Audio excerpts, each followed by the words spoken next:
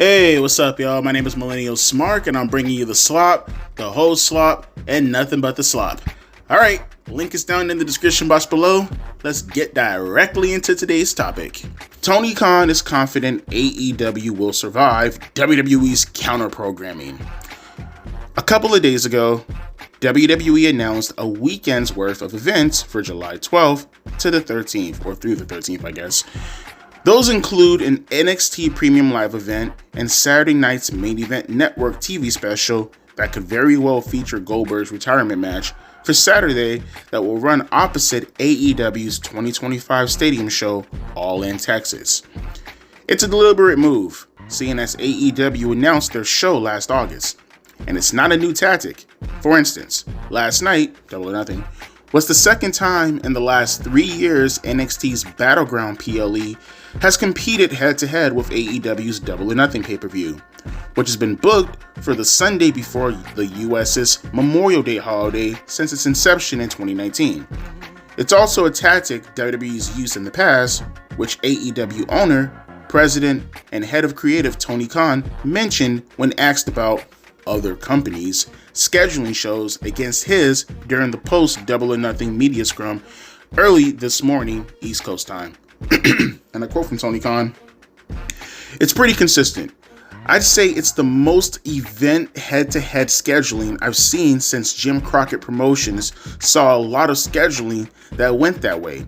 And I can tell you this will go a lot differently than that did." End quote. For the non-wrestling historians, Jim Crockett Promotion held Starrcade on Thanksgiving for years when Vince McMahon and his then WWF launched Survivor Series on the holiday in 1987 and repeated the same move the following January when he introduced the Royal Rumble opposite Crockett's Bunkhouse Stampede. Moves like these, or those, contributed to Jim Crockett Promotions filing for bankruptcy and selling to Ted Turner's Broadcasting, or Turner Broadcasting, I guess, where it was rebranded as WCW. Tony Khan says he's not going out like that. The AEW boss' other notable response from his latest presser was in response to a question in regards to Scorpio Sky's recent comments about why the former AEW tag team, or I guess the way they type this is weird, about why the former AEW tag and TNT champion, why he hasn't been used since his return vignette led nowhere last year. Again, I'm sorry, the way they type this out a little bit, it's kind of weird. The grammar's kind of fucked up here, but I made the best out of the bad situation, okay? But to continue on, here's what Khan said about Scorpio Sky. "I like Scorpio Sky. It's interesting. Scorpio Sky's name came up recently. He mentioned he was looking to come back, and I had talks with Scorpio Sky about different ideas and things we could do. In greater detail, Scorpio Sky is someone who's been here from day one. I have a lot of respect for, that I really like. I saw that he said that, and I had talked to Scorpio Sky about doing something, and we ended up doing or going with something in a different direction. It's kind of a long story, but it would make a lot of sense in context. Maybe not now, at this time, but I do like Scorpio Sky, and he's a part of the roster.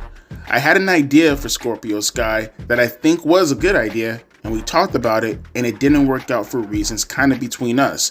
But I think totally a legit thing, and I'm fine with it, and I would like to use him for a different idea when the time is right." Again, I'm just reading the article as it was typed, folks. Don't bear with me. But I am kind of curious, what was Scorpio Sky's comments that he said? Let me click on that article real quick. I'm not going to read the whole article. I just want to see what he said legitimately about the let me see real quick. Scorpio Sky's new creating character podcast. Sky said he's been healthy for a long time and doesn't know why he isn't on AEW programming. Scorpio's best guess is that it's related to an interview he did with Chris Van Vliet last year. Sky tried to go out of his way to not make the company look bad, but he thinks someone in AEW maybe had a few issues with some of the things I did say. Oh, okay. So I guess we're going to kind of combine two things into one in regards to this.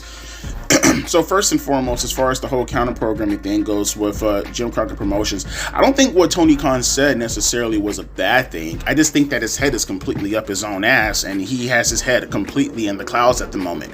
Like, I will give credit where credit is due. Like I said, last night he had a match of the year contender, arguably the best match of the year so far, with Hangman and Will Ospreay. I will give credit where credit is due. That was a phenomenal match, and it's one of the best matches I've ever seen in that company's history. That is a fantastic fucking match. But at the same time, it's going to take more. It's going to take more than just the matches in themselves. And you had a decent, healthy story going into this, right? Hangman Adam Page, he talks about his redemption as far as the 2 years of being obsessed with Swerve Strickland. One of the things in that match also that I didn't touch on last night that I really liked, which was excellent storytelling, was the fact that, because as you guys know, Will Ospreay and Kenny Omega, that's arguably one of Ospreay's biggest arch nemesis in Japan. And then obviously, you know, Hangman Adam Page, his biggest enemy in his entire career is Swerve Strickland, and vice versa. I like the fact how Will Ospreay was using Kenny Omega's moves, his arch nemesis, to take out someone like a Swerve Strickland or a or Hangman Adam Page, and then you had Hangman Adam Page using Swerve Strickland's moves in order to take out Will Ospreay. That's just one of the things that they were doing in that match that made it that awesome. So it's like they have they're very capable. They're very capable of using the Hangman story going forward and going into All In Texas, and this could be a very big fucking deal. Now, is it going to be, you know, industry changing like a Austin winning the championship belt, or Hogan slamming Andre, or him beating the Iron Sheik or anything like that? Fuck no, not even goddamn remotely close. But within the confines of today's structure in professional wrestling, I do think if they play their cards right, with the Hangman story, at least for the credibility of their company, I do think potential. And you may say to yourself, this is not a big deal, but it is a big deal. It really is a big deal in the sense that, like, do I think it's going to make them go back up to 1 million views? No, not even 900,000, maybe not even 800,000. But I do think them constantly floating around the early to late, you know, 500,000s all the way up to, you know, the, I don't know, higher upper echelon of 600,000. I think they can at least break that threshold. You know, it's going to be baby steps to get AEW back from a what would you say, because I'm trying to be very diplomatic here when I talk about this, because I don't want to necessarily trash them outright, necessarily speaking. I want to try to be charitable here before I start getting more into the negatives. But I would say from a metric standpoint, right, it will get them back into the promised land as to where they were, say, I would say circa 2023, which is what they would need right now. You know, right now, WWE, Raw and SmackDown, at least from an activity standpoint, and even their metrics to a lesser degree, you know, they are no longer on television, so it's a little bit different. But from an entertainment perspective, AEW, they could eventually, they can make it up. They can make strides to eventually overtake WWE as far as the entertainment aspect is considered, right? And the more and more you take over from the entertainment perspective, and then you just linger on that and you work towards that, you could theoretically, at least viably, get close to WWE. The thing is with WWE, it's not so much them growing as much as them staying stagnant at the moment. Whereas AEW is declining rapidly. If they can stem the tides with what they can produce coming out of All In, especially with Jon Moxley dropping the belt, because he is a fucking killer on those ratings, I bet. Let Jon Moxley drop that belt to someone like a Hangman Adam Page, but you give a decent chase. You give a decent story. Right now we have like, what, a little under 2 months before we actually get the All In. There are ways that you can actually do this story, make it captivating television, and stem the tide. That's all you want to do. You want to stem the tide.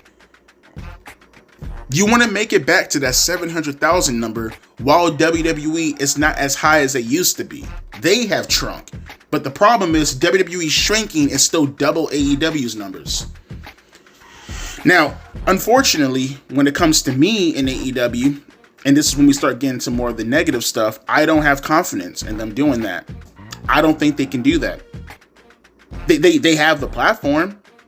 You know what I mean? They have it as far as the story in the palm of their hands, as far as the redemption they can tell about Heyman Adam Page, because in my opinion, granted, the cage match fucking sucked, but the story of Heyman and Swerve Strickland is not even fucking close. That's the best story this company has ever fucking told. That rivalry, nothing touches that.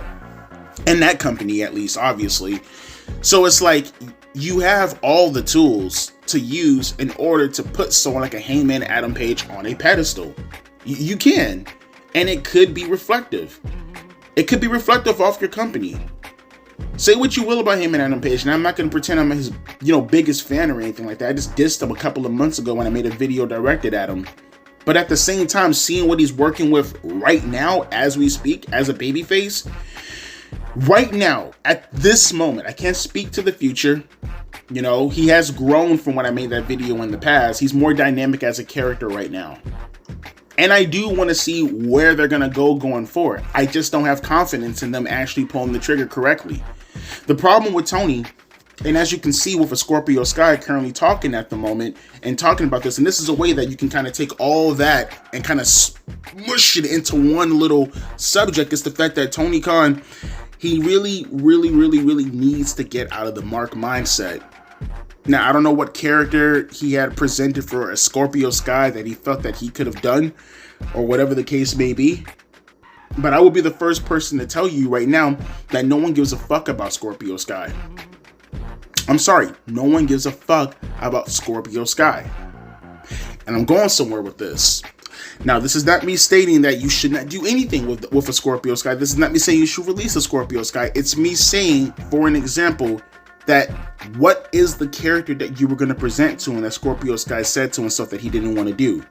And why did you give up on that and not even come back to the board to do something with that? Again, I don't give a fuck about Scorpio Sky. It's just the principal mindset of what lingers in the mind of an owner that is completely different from a Vince McMahon, for an example. Not a latter stage Vince McMahon, but an early Vince McMahon. Say what you want about Vince McMahon. He made it a point. He made it a point to give you something to work with. Now, it's up to you how you want to work with that character, if you can get that character over, but he gives you something to work with. He works with you, especially if you show, fortitude, you show, how can I put this, that you really want to do something. He'll work with you. He'll give you something to work with. He's not just going to give up on you. He's going to give you a character, and he's going to give you something to work with. Now, it's up to Tony Khan whether or not, A, that character was worth working with for a Scorpio Sky and he gave up on it and you just sat him on catering the entire time. That's a waste of fucking money. At that point, yeah, you should probably think about releasing him. But to just have him sitting there wondering what the hell he's going to do and getting paid, it's that kind of mindset on top of all the other creative catastrophes that's been happening within this company for so long, that makes the comments that Tony Khan says about him going up against WWE and how they have something in store for them. I want to believe that. I really, really want to believe that. And when I look at the sky and I look at the stars, it looks like they are aligning in AEW's favor at the moment, especially with WWE and the terrible John Cena heel run right now that's currently marring this fucking company. It is fucking, the John Cena shit it's a fucking disaster. It's horrible. It is terrible right now. And I think WWE has a couple of things going for it here and there in the mid card. But as far as the presentation goes with a Jey Uso and a John Cena, honestly, I'm just waiting for what Seth Rollins is going to do going forward as far as his faction, because it seems like that's the only thing feasible in the main event scene currently at the moment that has my attention. Drew McIntyre has taken a leave of absence. He's taken a hiatus. He was one of the, only good things that I cared about as far as the main event scene is going on right now. I'm still waiting for things to shape up with Seth Rollins and where that's going to go as far as the CM Punk story is. But honestly, like I said, from a main event scene standpoint, Both companies are floundering right now. They're both a fucking disaster. But it does seem like the momentum, until we see what's going to happen with Rollins, I feel like the momentum from an entertainment standpoint does side with AEW currently at the moment as far as what Hangman Adam Page is going to do. But again, you have Jon Moxley right there. And Jon Moxley is a complete black hole of suckage. It's a complete black hole of suckage. It's like you have a dimming light with the story of what you can tell with Hangman Adam Page. And the fact that you keep relentlessly pushing this loser down our throats, and the fact that you give us garbage at the Anarchy in the Arena, just kind of suggests to me that you're still more focused on the mentality of the wrestling prevails over everything. And if that's your mindset is the wrestling prevails over everything, then no, I don't want to see what you have in store coming up. All I see is just a guy blowing smoke out of his ass. That's what I see. I see a guy blowing smoke out of his ass. You talk about Jim Crockett Promotions and, you know, what they had to do in order to combat WWE, and they ended up losing and eventually selling to Ted Turner. But you do understand that WWE at that point in time was at its peak. We're talking about Hulkamania in 1987, Andre, Saturday Night Main Event in February with 33 million fans watching live. That's what they were competing with. Territory system. That's what they, as a territory, were competing with. Mind you, they had Sting, they had Flair and the Four Horsemen and Luger, and, you know, I think at that point in time, I don't think Ricky Steamboat was, Ricky was still in WWE at that time, but I think Terry was starting to come through. No, he wasn't even starting to come through, but they had the Road Warriors. I remember that also. They had a bunch of people who, obviously Barry Windham, he was hot at that time too. Magnum TA was still relatively hot around 86 before the car accident. You know, this is what they had going up against WWE, a juggernaut, as a territory system. As far as popularity and name value goes, you as a territory system, being Jim Crockett Promotions, completely destroys AEW as far as name value is considered, and they got destroyed. And then at the same time, AEW's production value and its position currently right now in the landscape in professional wrestling is brutally higher than what JCP had to do. And they're going up against a weaker WWE, and they can't even handle that. Like, does that make any sense to you? Let me paint this out for you again. JCP has stronger wrestlers, and they couldn't outdo WWE. They have stronger wrestlers than AEW currently at the moment, and they couldn't outdo WWE because of how much of a juggernaut they was. But then at the same time, AEW has a bigger platform currently at the moment in comparison, and they're going up against a WWE who is vastly more weaker than what they were 40 years ago, and they can't even compete with that. It just tells you how delusional he is right now in his mindset.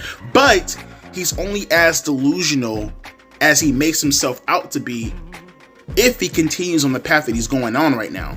Like I said, there's a lot of potential you can get out of Hangman Adam Page, and no one should be, delusional enough or wild enough to believe that what's going to happen with Hangman Adam Page is going to put them back in the million view stratosphere. It's going to go up against WWE.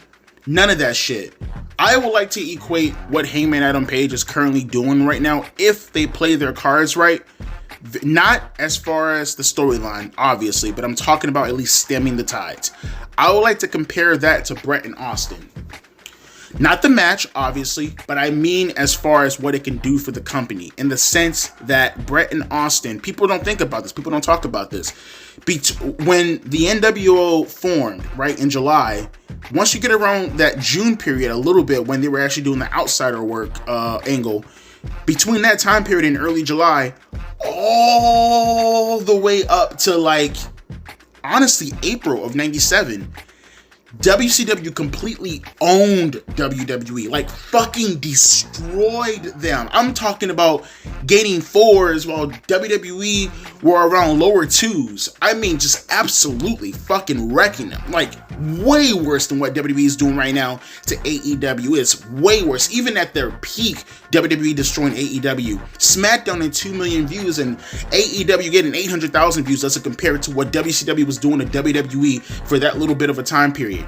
And then Bret and Austin heated up after WrestleMania, And then you had all the stuff that was happening and building up with all the backstage problems that started to leak out on television, and Austin started to get more popular.